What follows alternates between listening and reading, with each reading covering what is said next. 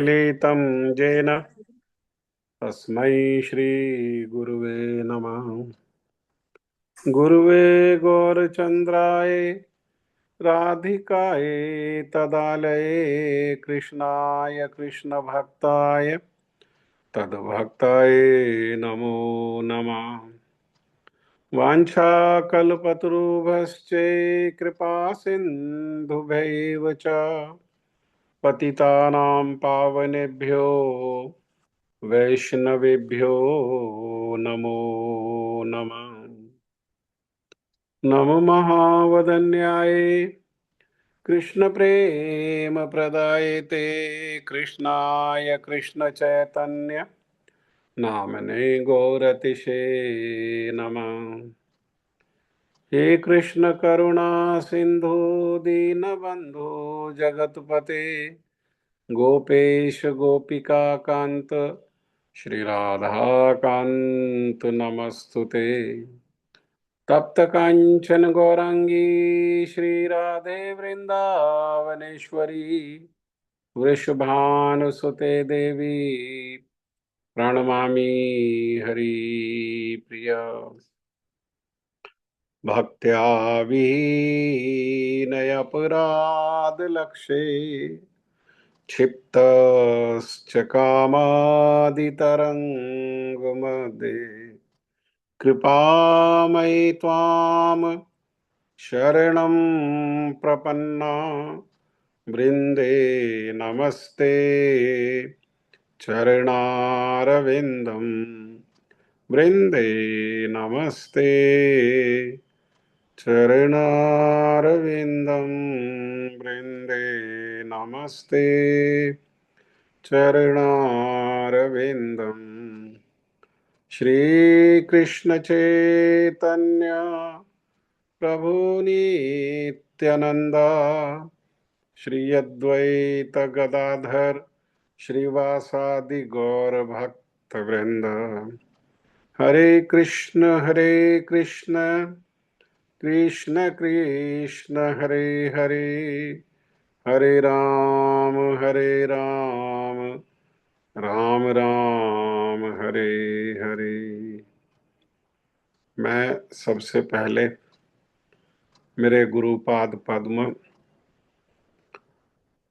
नित्य लीला प्रविष्ट ओम विष्णुपाद परमहंस परिव्राजकाचार्य अस्तोत्रशत युगाचार्य श्री श्रीमद् भक्ति वेदांत शील नारायण गोस्वामी महाराज जी के अभय चरणारविंद में अनंत कोटि दंडवत प्रणाम करते हुए उनकी कृपा याचना करता हूँ। तदुपरांत नित्य लीला प्रविष्ट ओम विष्णुपाद स्तोत्रशत श्री श्रीमद् भक्ति वेदांत स्वामी महाराज शील प्रभुपाद जी के चरण सरोज में अनंत कोटि दंडवत प्रणाम। रूपन गुरु परंपरा के चरणों में अनंत कोटि दंडवत प्रणाम। कथा के श्रोता वृंद वैष्णव वैष्णवी माता भाई बहन प्रभु आप सभी का हार्दिक अभिवादन। आप सभी को मेरा यथा योग्य प्रणाम। श्रीमद् भगवद गीता अध्याय 3 कर्मयोग श्लोक संख्या 23 को हम अध्ययन कर रहे थे। 23, 24 और 25 ये जो 3 श्लोक हैं, इन 3 श्लोकों में भगवान श्री कृष्ण लोक शिक्षा देने के उद्देश्य से अपना उदाहरण प्रस्तुत कर रहे हैं।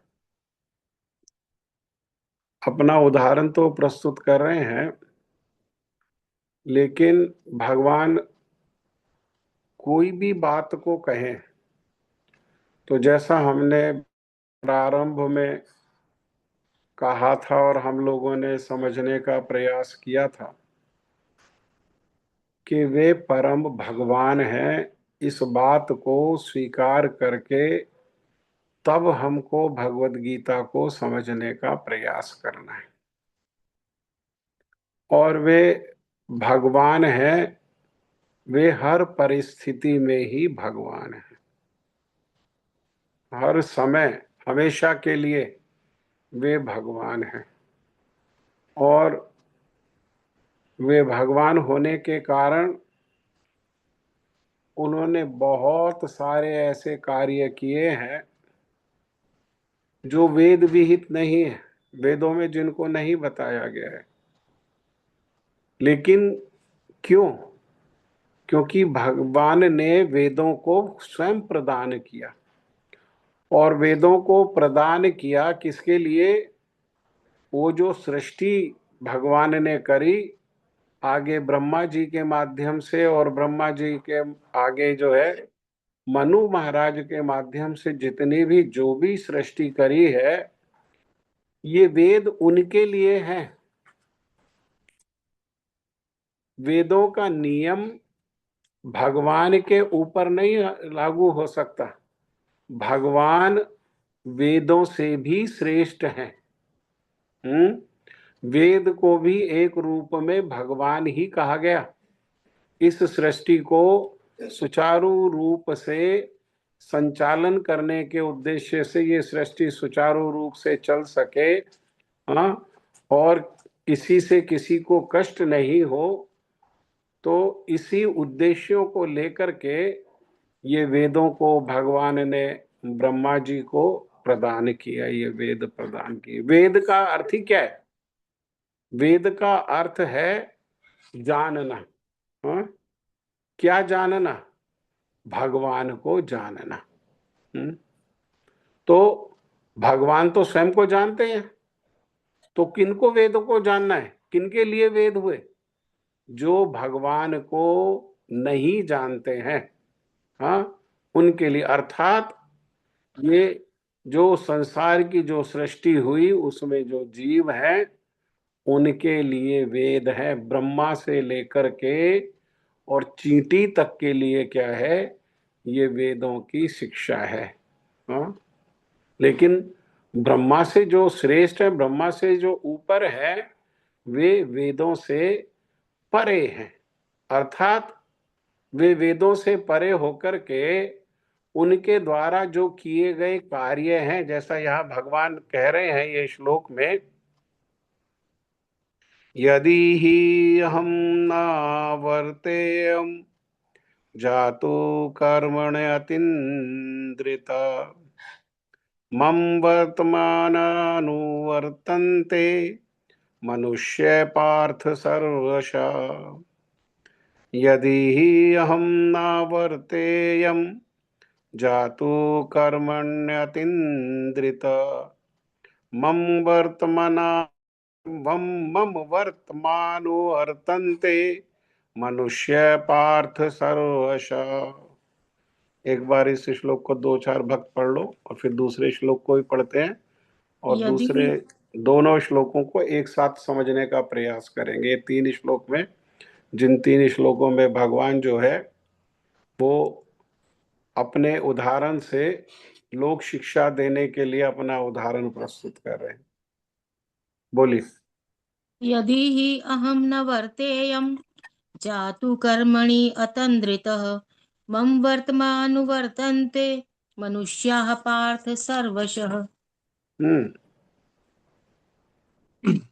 हरे कृष्ण प्रभु जी, दंडो प्रणाम। हरे कृष्णा धनराज जी।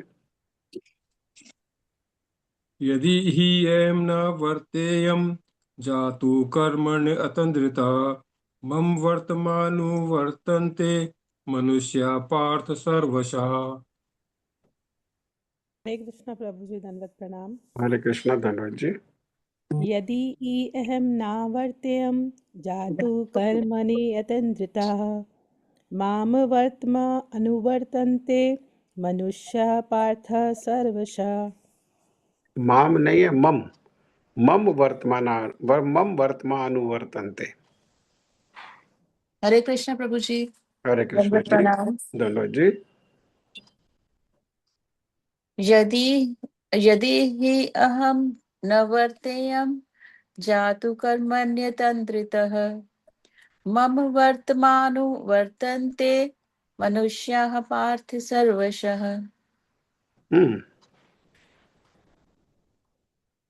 और किसी की इच्छा है बोलने की?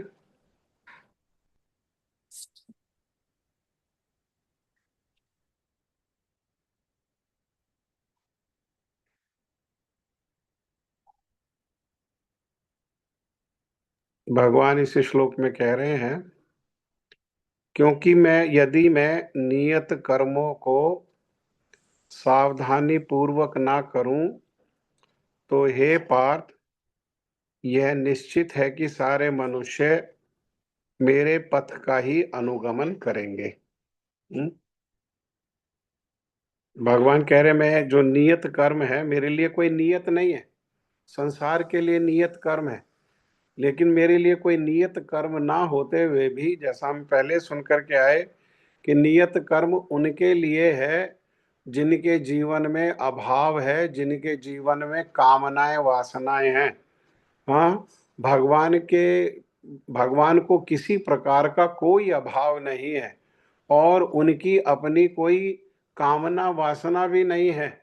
हाँ, तो इसलिए उनके लिए कोई नियत कर्म नहीं है, लेकिन फिर भी लोक शिक्षा के उद्देश्य से वो क्या कह रहे हैं, भगवान कह रहे हैं कि मैं नियत कर्मों को सावधानी पूर्वक करता हूं, क्योंकि मैं यदि ऐसा नहीं करूं तो ये निश्चित है, पक्का है कि सारे मनुष्य क्या करेंगे, मेरे पथ का ही अनुगमन करेंगे।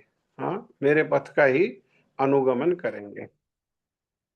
अगले श्लोक में भगवान कह रहे, दोनों श्लोकों को पढ़ लेते हैं और फिर दोनों श्लोकों को मिला करके समझेंगे, ठीक है।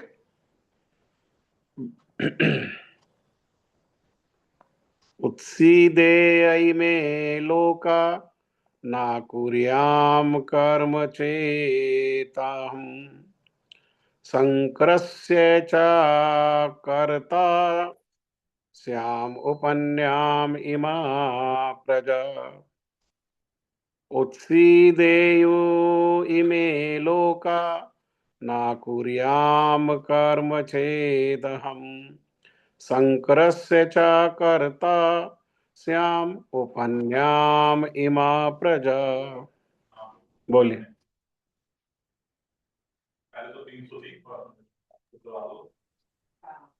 उत्सीदेयुरिमे लोका न कुर्यां कर्म चेदहम् शङ्करस्य च कर्ता स्यामुपहन्यामिमाः प्रजाः। उस्सीदेयुरिमे रिमे इमे लोका न कुर्याम कर्म चेदहम शंकरश्च कर्ता श्याम उपनम मिमा प्रजा। दोबारा पढ़ो, दूसरी लाइन बिल्कुल गड़बड़ हो गया। क्या करता उस्सीदेयुरिमे दूसरी लाइन इमे पढ़ो। लोका शङ्करस्य उस्सीदेयुरि इमे लोका न कुर्याम कर्म चेदहम शंकरश्च कर्ता श्याम उपन्यामिमा प्रजा। चलो, गलत जुबान पे चढ़ गया श्लोक, वो बार बार वही रिपीट होगा। शङ्करस्य च शंकरश्च कर्ता श्याम उपन्यामिमा प्रजा प्रजा। और कोई बोलना चाहते हैं? उत्सीदेयुरिमे लोका ना कुर्यां कर्म चेदहं शङ्करस्य च कर्ता स्याम् उपहन्यामिमा प्रजा।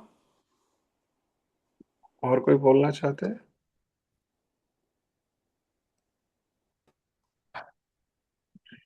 उत्सीदेयु बोलिए बोलिए आप बोलिए। हाँ, उत्सीदेयु इमे लोकाः न कुर्यां कर्म चेदहम् शङ्करस्य च कर्ता स्याम् उपहन्याम् इमां प्रजाः।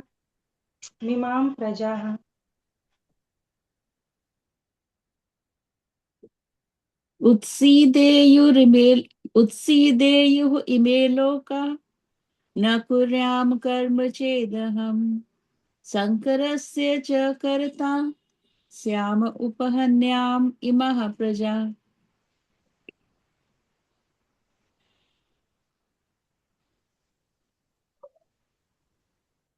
भगवान इस श्लोक में, आप कोई बोलना चाहते, बोलिए। जी प्रभु जी, मैं कोशिश करती हूँ। उत्सीदेयु इमे लोका न कुर्याम कर्म चेतहम शंकरस्य च कर्ता स्याम उपन्याम इमा प्रजा। उत्सीदेयु इमे लोकः न कुर्यां कर्म चेदहं शंकरस्य च कर्ता श्याम उपहन्याम इमाम प्रजः।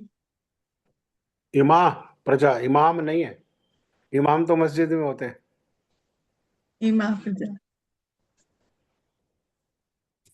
भगवान अर्जुन के माध्यम से हम लोगों के मंगल के उद्देश्य से इस श्लोक में कह रहे हैं कि यदि मैं कर्म ना करूं तो ये सारे लोग नष्ट हो जाएं। तब मैं अवांछित जन समुदाय वर्ण संकर, ये शब्द को हम लोग समझने का प्रयास करेंगे, वर्ण संकर को उत्पन्न करने का कारण हो जाऊंगा और इस तरह संपूर्ण प्राणियों की शांति का विनाशक बनूंगा। तो भगवान कह रहे हैं कि अगर मैं कर्म को सावधानी पूर्वक नहीं करूं तो हे पार्थ, ये निश्चित है कि सारे मनुष्य मेरे पथ का ही अनुगमन करेंगे। तो यहाँ ये बात को स्वीकार करना पड़ेगा, जैसा पहले हमें इंगित किया गया कि भगवान लोक शिक्षा के उद्देश्य से अपना उदाहरण प्रस्तुत कर रहे हैं। अपना उदाहरण तो प्रस्तुत कर रहे हैं लोक शिक्षा देने के लिए, लेकिन है कौन वो भगवान है। हर परिस्थिति में वो भगवान है। तो कह रहे हैं कि भाई मैं जो है नियत जो कर्म है उसको बड़ा सावधानी पूर्वक करता हूं, नहीं तो लोग मेरा ही जो है, अगर मैं असावधानी दिखाऊंगा तो मेरा ही अनुगमन करेंगे। तो ये श्लोकों में भगवान के ये शब्द कहने के बाद भी हमको ये बात को समझना होगा कि हमको भगवान जो उपदेश दे रहे हैं उसका हमको अनुसरण करना है। जो भगवान कार्य कर रहे हैं उनका अनुकरण हमको नहीं करना है और अनुकरण कर भी नहीं सकते। अनुकरण मतलब जैसा भगवान ने किया वैसा करने का प्रयास। हाँ, अनुसरण जैसा भगवान ने कहा उसको अपने जीवन में आचरण में लाने का प्रयास। ये बातों को हमको ये 2 श्लोकों में भगवान को ये कहने के बाद भी कि मैं लोक शिक्षा के लिए मैं जो है कर्मों को बड़ा सावधानी पूर्वक करता हूं, तो वे भगवान हैं, वे ऐसे कर्म भी करते हैं, ऐसे कर्म भी करते हैं जिनको जो वेद विहित नहीं है, वेद में नहीं कहा गया।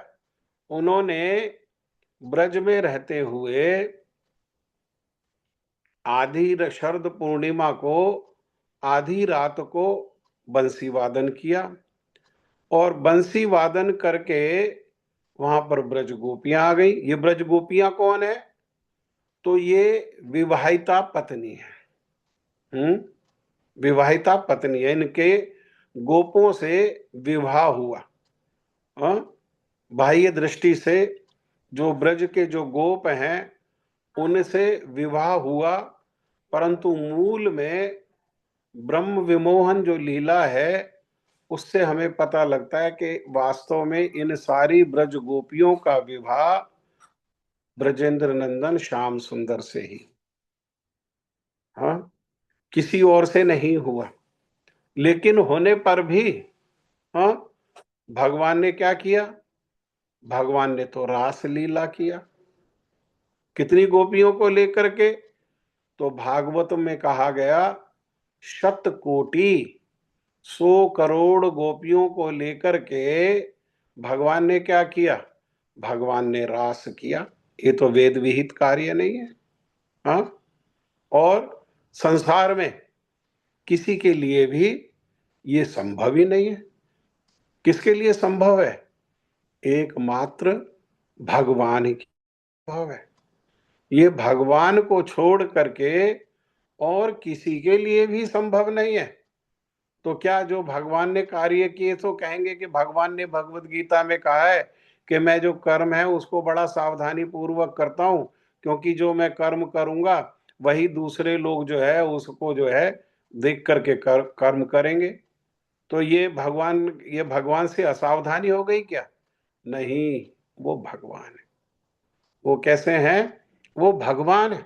उन्होंने भगवान होकर के 16,100 लड़कियों ने उनको कहा कि हमारे तो ऐसी स्थिति हो गई है कि ना हमारे जो पति हैं वे हमें स्वीकार करेंगे और ना हमारे पिता हमको स्वीकार करेंगे। हाँ, तो ना हमारे जो प्रेमी हैं वो हमें स्वीकार करेंगे, तो हम तो कहीं के भी नहीं रहे। हमारे को तो मृत्यु के अलावा और कोई दूसरा मार्ग ही नहीं है। हाँ, तो भगवान ने क्या किया? भगवान ने 16,100 को पत्नी के रूप में स्वीकार कर लिया। तो क्या ये संभव है? तो कह सकते हैं हाँ संभव है। भागवतम में राजा चित्रकेतु के भी भागवतम में लिखा हुआ उनके 1 करोड़ विवाह हुए। हाँ? लेकिन विवाह तो हुए, परंतु जिस प्रकार से भगवान ने 16,108 स्त्रियों को सबको सम्मान देते हुए और सबको प्रेम से रखा और सब प्रेम से रह गए और परिवार जो है इस प्रकार से सुख में और प्रेम में रहा, ऐसा नहीं हुआ। राजा चित्रकेतु को तो साधु ने आशीर्वाद दिया और फल दिया। राजा चित्रकेतु ने बड़ी रानी को ला करके दे दिया, बड़ी रानी को बेटा हो गया और बेटा हो गया तो राजा उसमें बेटा में आसक्त हो गए और वही बड़ी रानी के महल में ही रहने लगे। तो बाकी जो रानियां हैं वो ईर्ष्या करने लगी और ईर्ष्या करके क्या किया, उन्होंने देखा कि हमारा तो राजा सम्मान ही नहीं करता है, सारा सम्मान जो है वो बड़ी रानी को करता है, हमारी स्थिति तो दासियों से भी ज्यादा खराब हो गई है। तो क्या कारण क्या है? तो उन्होंने कारण पाया कि कारण ये बेटा है। ये बेटा हम में और उसमें बड़ी रानी में क्या अंतर है? कोई अंतर नहीं है। केवल ये अंतर है कि उसके गर्भ से बेटा ने जन्म लिया और हम जो है वो बांझ स्त्री हैं, यही तो भेद है। और उन्होंने ईर्ष्यावश क्या किया, उस बेटा को मार डाला। हाँ, जहर दे दिया उसको, विष पिला करके मार डाला। कितना कलेश, कितनी दुर्गति। हाँ, ऐसा नहीं है ये। इसीलिए भगवान जो कर रहे हैं उसको अनुकरण नहीं कर सकते। भगवान ने सारे कार्य वेद विहित नहीं करे। शिव जी, हाँ, शिव जी ने क्या किया? शिव जी समुद्र मंथन हुआ और समुद्र मंथन में हलाहल विष निकला। तो हलाहल विष निकला तो भगवान के आदेश पर और संसार की रक्षा करने के लिए वो शिव जी ने उस हलाहल विष को अपने कंठ में रख लिया। तो क्या करेंगे अब? बाकी कर सकते क्या? कोई संसार में है जो एक बूंद, उतना हलाल विष को तो कंठ में रखना दूर, एक बूंद विष को भी हाँ अपने गला में कोई स्थान दे दे, गला में रखे? संभव है? नहीं, ये संभव नहीं है। भगवान ने छोटे बालक जो हैं 6 दिन के ही बालक होकर के भगवान ने 10,000 हाथियों का बल लेकर के जो पूतना आई, उस पूतना का दूध पीते पीते ही ना हाथ से मारा, ना लात से मारा, ना अस्त्र से मारा, ना शस्त्र से मारा, दूध पीते पीते ही उसके प्राण पी गए। हाँ, तो कोई किसी के लिए संभव है संसार में? नहीं, किसी के लिए संभव नहीं है। ऐसे ही जब इंद्र असमंजस में हुआ और उसको थोड़ा अहंकार हुआ तो इंद्र ने वर्षा की, समयंतक बादलों को भेज दिया, प्रलयकारी वर्षा होने लगी। तो ब्रजवासी जो उनके प्राण हैं उनकी रक्षा के लिए भगवान ने क्या किया? भगवान ने गिरिराज गोवर्धन को धारण किया, उल्टे हाथ की छोटी उंगली के नाखून के ऊपर धारण किया। 7 दिन और 7 रात उन्होंने जो है इस प्रकार से गिरिराज जी को धारण किया। किसी के लिए संभव है? नहीं, संभव नहीं है। लेकिन दूसरी ओर जो उन्होंने जो साधारण कर्म, हाँ, ऐसे कर्मों को भी किया जो साधारण मनुष्य लोग करते हैं, उनके द्वारा भी शिक्षा दी उन्होंने। उनके द्वारा क्या किया, उनके द्वारा जो है वो शिक्षा दिया। तो क्या शिक्षा है? शिक्षा ये है कि भगवान यहाँ पर कह रहे हैं, परंतु उनका अनुकरण नहीं करना। वो वेद के परे हैं। हाँ, वेद उनको खोजने का माध्यम है, वे वेद के लक्ष्य हैं, वेद के द्वारा उनको जाना जाता है कि, लेकिन जिनको जानना है वो कौन है? वो वेद के लक्ष्य है। वेद के द्वारा, वेद एक मार्ग है, वेद लक्ष्य नहीं है, वो लक्ष्य श्रेष्ठ है। वेद एक मार्ग है जिस मार्ग में चल करके उस लक्ष्य भगवान को जाना जाता है। भगवान कैसे हैं? भगवान वेद से परे हैं। वेदों की शिक्षा, वेदों के द्वारा जो निहित कर्म है वो किसके लिए हैं? वो ब्रह्मा से लेकर के चींटी तक के लिए वे जो वेद विहित कार्य हैं, वे जो कार्य हैं वे इन लोगों के लिए हैं, ब्रह्मा से लेकर के चींटी तक सबके लिए। परंतु वे भगवान के लिए, भगवान उससे बंधे हुए नहीं हैं, भगवान स्वतंत्र हैं कुछ। और उनमें भगवत्ता हर समय क्या है? वो भगवत्ता रहती है। हर हर अवतार में उन्होंने ऐसे कार्य किए हैं जो उनकी भगवत्ता को प्रदर्शित करता है। राम के रूप में तो मर्यादा पुरुषोत्तम लीला कर रहे हैं, लेकिन मर्यादा पुरुषोत्तम लीला करते हुए भी पत्थर को स्पर्श करके उन्होंने अहिल्या नाम की स्त्री को, देखो, उसे पत्थर से निकाल दिया। हाँ, ये किसी के लिए संभव है कि कोई अपना पैर जो है वो पत्थर को लगाए और पत्थर में से स्त्री निकल आए? नहीं, ये संभव नहीं है। हाँ, तो इसीलिए हमको सही सही रूप में समझना होगा। सही सही रूप में समझाने के लिए ही श्रील भक्ति वेदांत स्वामी महाराज ये जो है श्रीमद् भागवत में जो श्लोक है उस श्लोक से शिक्षा दे रहे हैं, उस श्लोक को बता रहे हैं। और उस श्लोक का जो अर्थ है ये लिखा हुआ है, हाँ, 10वें स्कंद का 33वां जो अध्याय है उसका 30 और 31 दो श्लोक हैं। उसमें बता रहे हैं कि मनुष्य को भगवान तथा उनके द्वारा शक्ति प्रदत्त सेवकों के उपदेश का मात्र पालन करना चाहिए। किसका पालन करना चाहिए? उपदेश का पालन करना चाहिए। उनके उपदेश हमारे लिए अच्छे हैं और कोई भी बुद्धिमान पुरुष बताई गई विधि से उनको क्रियान्वित करेगा। उपदेशों को, हाँ, उपदेशों को क्या करेगा?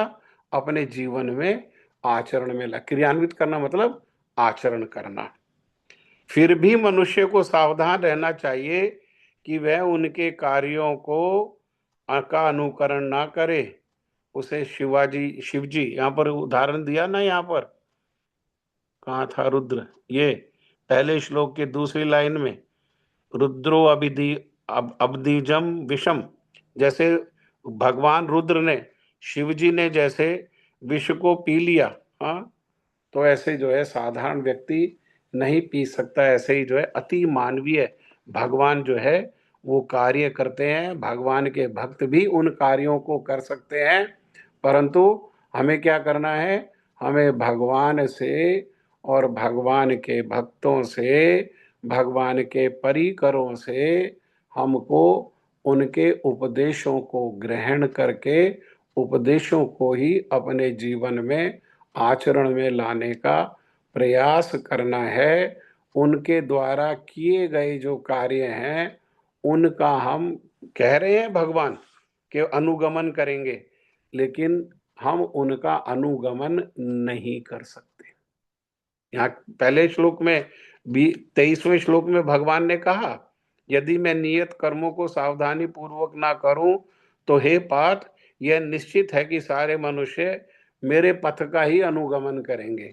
नहीं, अनुगमन नहीं कर सकते, लेकिन भगवान फिर भी जो है वो नियत कर्मों को करके दिखाते हैं। जैसे एक आदर्श गृहस्थ को कैसे अपना जीवन व्यतीत करना चाहिए, भगवान ने ये करके दिखाया। हाँ, राम के रूप में आकर के उन भगवान ने सारी मर्यादाओं को स्थापन किया। भगवान होते हुए भी सारी मर्यादाओं का स्थापन किया। पति पत्नी का कैसा संबंध होना चाहिए, राजा और प्रजा का कैसा संबंध होना चाहिए, राजा और सेवक का क्या, राजा का सेवक के प्रति क्या कर्तव्य है, सेवक का राजा के प्रति क्या कर्तव्य है। हाँ, पिता और पुत्र का और माता और पुत्र का, अनेकों भाई भाई का, उन्होंने क्या किया, सारे संबंधों की मर्यादा को स्थापन किया। क्यों? क्योंकि भगवान अगर ऐसा नहीं करेंगे, ऐसे आचरण नहीं करके दिखाएंगे, तो जो साधारण लोग हैं वो कहां से शिक्षा प्राप्त करेंगे? हाँ, कहां से शिक्षा पाएंगे? लेकिन उसमें भेद करना है, उसमें भेद करना है कि वो जो कर रहे हैं वो लीला है। हम विवश होकर के कर्म के बंधन में बंधे हुए हैं। हम जो करेंगे वो कर्म होगा, हम लीला नहीं कर सकते। हम जो है वो लीला हमारे लिए संभव नहीं। भगवान जो करते हैं वो लीला है, वो किसी भी बंधन से परे है। हमारी क्रिया क्या है? हमारी क्रिया जो है वो कर्म है, और कर्म दो ही प्रकार के हैं, पुण्य कर्म और पाप कर्म, और उनसे जो है सुख और दुख, और वो सुख और दुख के परे है। लीला जो है कैसी है? वो कर्म नहीं है, इसलिए बंधन के परे है। हाँ, तो इसीलिए बुद्धिमानी से, अब बुद्धिमानी कहां से आएगी? बुद्धिमानी आएगी अनुगत्य से। हाँ, कैसे? गुरु वर्गों का, साधुओं का, भक्तों का अनुगत्य करते हुए उनसे ये प्रशिक्षण लेकर के, और फिर क्या करना चाहिए? हमको अनुसरण करना चाहिए। उनका जो बताया हुआ मार्ग है उसके अनुसार जो है हमें चलना चाहिए। इसीलिए श्रील विश्वनाथ चक्रवर्ती ठाकुर पाद जी भी ये जो 24वां श्लोक है इसका तात्पर्य लिखते हुए कह रहे हैं कि श्री भगवान कह रहे हैं, यदि मैं वेद विहित कर्मों को ना करूं तो लोग मेरी देखा देखी वैसा ही करेंगे। तो यहां पर ये बात मिली हुई है कि जो भगवान के रूप में उन्होंने कार्य किए हैं उनको देखा देखी वैसा नहीं करना है। वैसा करने का कोई प्रयास भी करेगा तो किसी के लिए वैसा करना संभव नहीं है। हाँ, लेकिन भगवान कर्मों को करके दिखा रहे हैं ताकि लोग उनकी देखा देखी वैसा ही करें। इस प्रकार वे, अगर मैं ऐसा नहीं करूंगा तो फिर क्या होगा? फिर लोग जो है धर्म पथ से भ्रष्ट होकर के, धर्म के पथ से भ्रष्ट हो जाएंगे, और धर्म पथ से भ्रष्ट होकर के वो लोग, सब लोग नरक में चले जाएंगे। हाँ, और मैं ही उनके नरक जाने का मैं कारण बन जाऊंगा। हाँ, क्योंकि मैंने शिक्षा नहीं दी, उचित शिक्षा नहीं दी। भगवान कौन देगा? जब भगवान ने सृष्टि करी है। हाँ, तो जिसने सृष्टि करी है वही तो उसका मार्गदर्शन करेगा। भगवान ही तो वो मार्गदर्शन करेंगे। उन्होंने शास्त्रों के माध्यम से मार्गदर्शन किया है, लेकिन उसको अपने जीवन में आचरण के द्वारा भी मार्गदर्शन किया है। हाँ, इसीलिए दो लीला है, अन्यथा क्या जरूरत थी उनको इस प्रकार दो लीला करने की? राम लीला और कृष्ण लीला। राम लीला में जो करके दिखाया उसका अनुकरण करने का प्रयास करना चाहिए। कृष्ण लीला में जो किया, उसको जो बताया, उसका अनुसरण करने का प्रयास करना होगा। हाँ, अगर भगवान कह रहे हैं ऐसा नहीं करूं तो लोग नरकगामी हो जाएंगे, और नरकगामी होने का अर्थ क्या है? धर्म का पालन नहीं करेंगे, धर्म का पालन नहीं, वेद का पालन नहीं करेंगे। वेद का पालन नहीं करने पर पाप होगा, और पाप के कारण वो नरक को चले जाएंगे, लेकिन उनके नरक जाने का कारण मैं बन जाऊंगा। हाँ, इसीलिए मैं क्या करता हूं? इसीलिए मैं वेद विहित कर्मों को करके दिखाता हूं ताकि वो मेरी देखा देखी वैसा ही कर सके। इसलिए श्रेष्ठ पुरुषों को वेद विहित लोक कल्याणकारी कर्मों का अनुष्ठान करना चाहिए। वर्तमान समय में क्या हो रहा है? वर्तमान समय में धर्म नेता, समाज नेता धर्म के जो नेता हैं वो, समाज के जो नेता हैं वो, राष्ट्र के जो नेता हैं वो, विश्व के जो नेता हैं वो, इनको शील विश्वनाथ ठाकुर पाद जी क्या कह रहे हैं? तथा कथित, अर्थात वो वास्तव में है नहीं, लेकिन अपने आप को वो धर्म के नेता कहलवा रहे हैं, अपना परिचय दे रहे हैं, संसार के परिचय को स्वीकार कर रहे हैं, समाज के नेता के रूप में, राष्ट्र के नेता के रूप में, विश्व के नेता के रूप में उनको स्वीकार कर रहे हैं। लेकिन है कैसे वो तथा कथित नहीं है, वास्तव में वो है नहीं। क्यों नहीं है वास्तव में वो? क्योंकि वो क्या कर रहे हैं, वो सारे के सारे, हाँ, यहाँ प्राय शब्द को व्यवहार किया है शील विश्वनाथ ठाकुर पाद जी ने। प्राय मने मैक्सिमम, लगभग 100%, लगभग, हाँ, सभी के धर्म पथ से भ्रष्ट होने के कारण साधारण लोग क्या हो रहे हैं? साधारण लोग पथ भ्रष्ट हो रहे हैं। क्यों? क्योंकि आजकल जो कलयुग है, कलयुग में जो आदर्श होते हैं वो कौन होते हैं?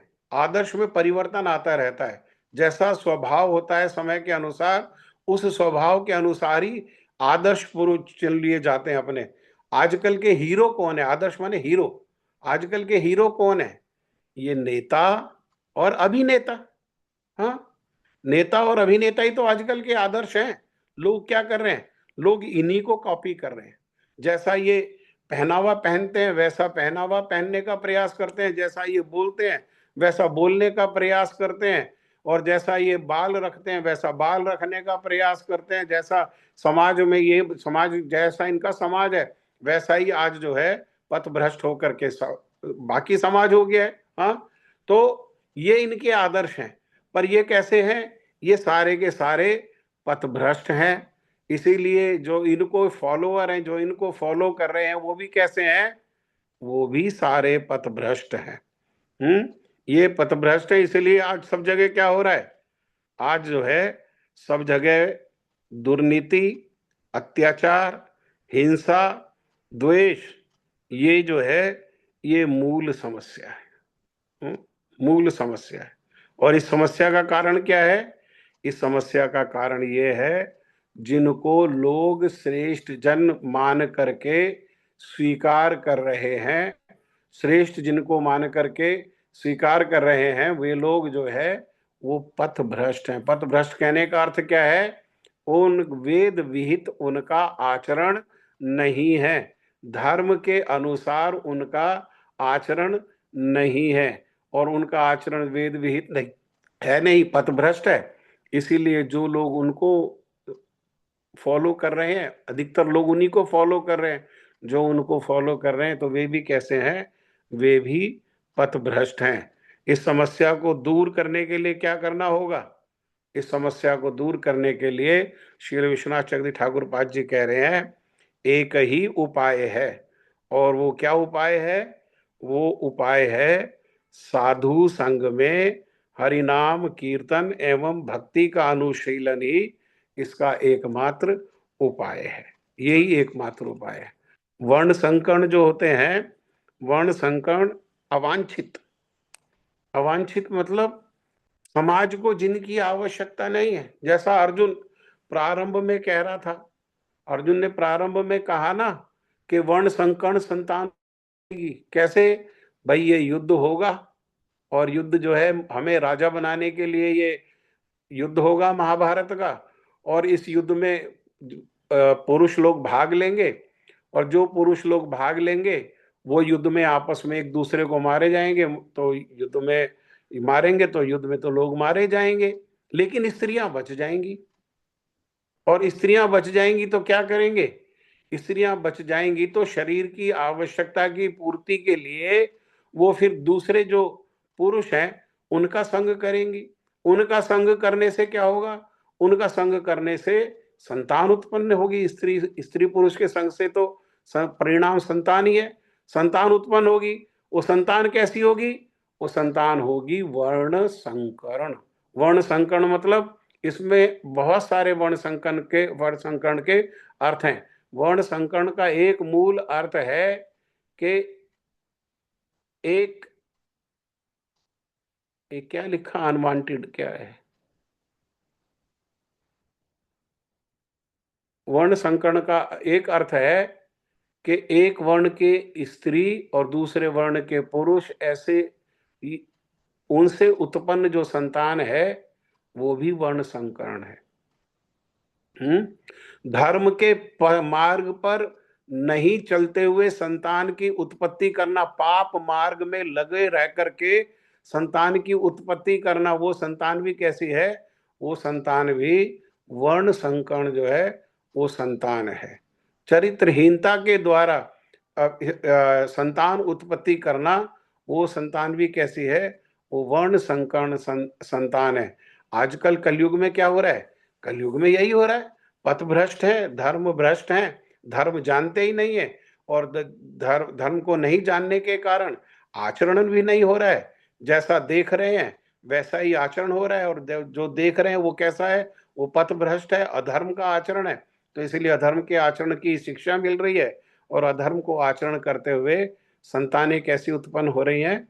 संतानें जो है वर्ण संकरण संतान उत्पन्न हो रही है। ये सब ना हो, इसीलिए भगवान कह रहे हैं कि मेरे लिए कोई नियत कर्म नहीं है, फिर भी मैं क्या करता हूं? मैं वेद विहित कार्यों को करके लोगों को अपने आचरण से दिखाता हूं, ताकि जो साधारण लोग हैं उसको जान करके उनका अनुगमन करें। अनुगमन, हाँ, गमन मने आगे आगे चलना, और अनुगमन मतलब पीछे पीछे चलना।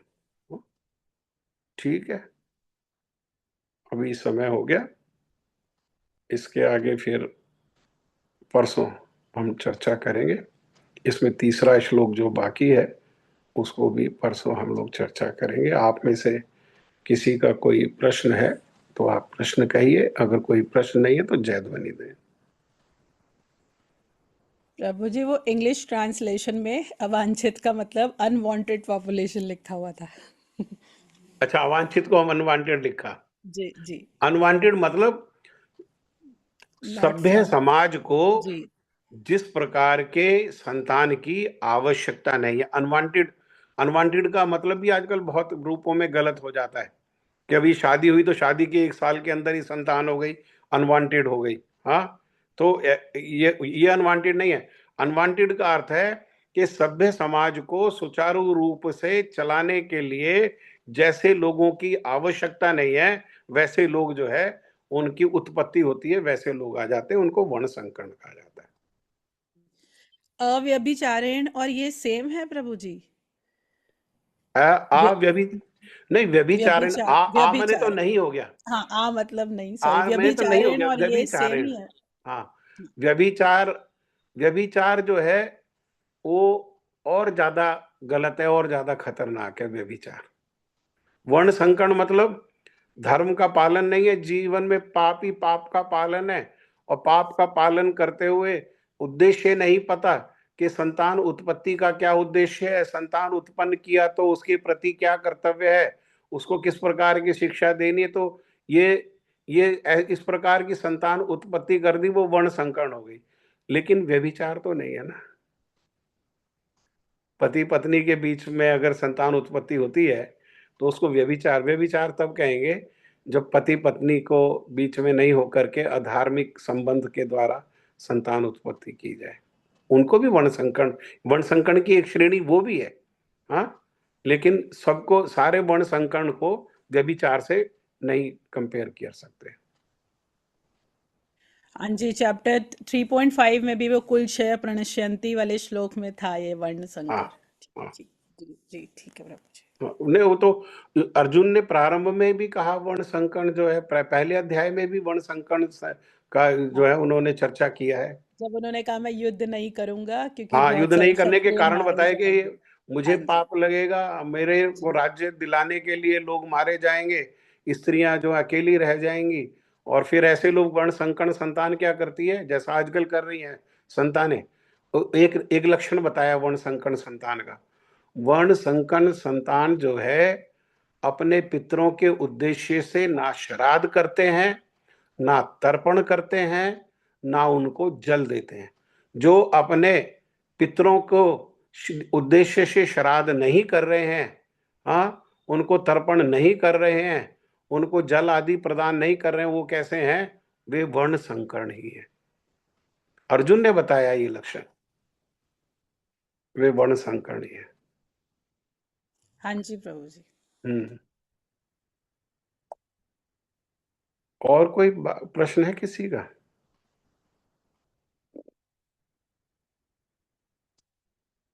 ठीक है, फिर जय ध्वनि दो।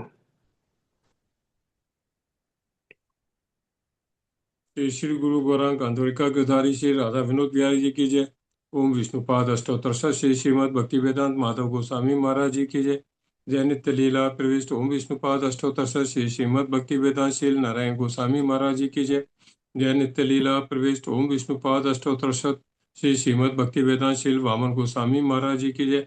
जय नित्य लीला प्रविष्ट ओम विष्णुपाद अष्टोत्तर श्री श्रीमद भक्ति वेदांत शील स्वामी जी महाराज प्रभुपाद जी की जय।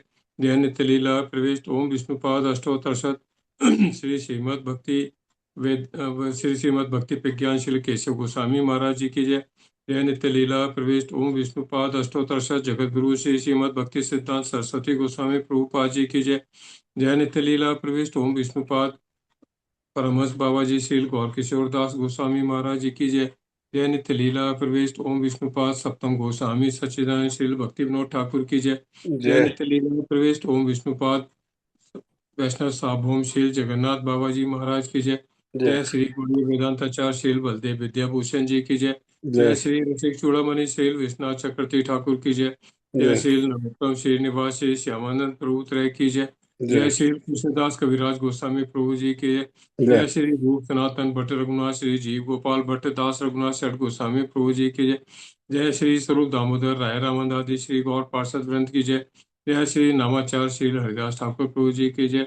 प्रेम से कहो श्री कृष्ण चैतन्य प्रभु नित्यानंदा श्री अद्वैत गदाधर श्री वासादि गौर भक्त वृंद की जय। श्री अंतरदीप मायापुर सीमनदीप गौतमदीप मददीप कुलदीप ऋतुदीप जानदीप मौदनदीप रुदीपात्मक श्री नवदीप धाम की जय। श्री श्री राधा कृष्ण गोप गोपी गो गोवर्धन द्वादश कनात्मक ब्रजमंडल की जय। द्वादश उपवन की जय। श्री श्याम कुंड राधा कुंड यमुना गंगा तुलसी भक्ति देवी की जय।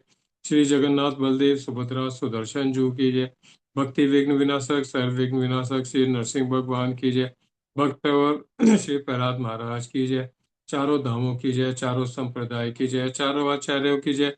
आकर मठराज श्री चैतन्य मठ की जय। श्री गौड़ीय वेदांत समिति की जय। श्री देवानंद गौड़ीय मठ और अन्य अन्य शाखा मठ समूह की जय।